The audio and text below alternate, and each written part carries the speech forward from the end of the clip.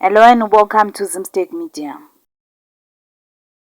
Silas Tanaka Karimatsenga, a stepson of the late former Prime Minister Moken Tsvangirai, celebrated a 33rd birthday yesterday.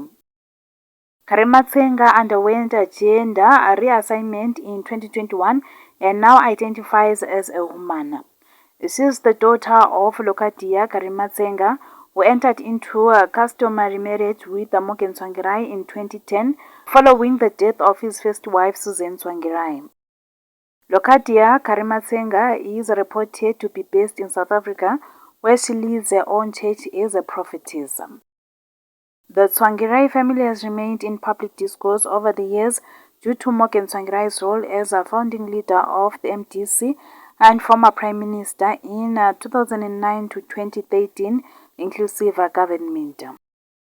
Silas is now a public figure associating with the likes of famous Bokelo Nari.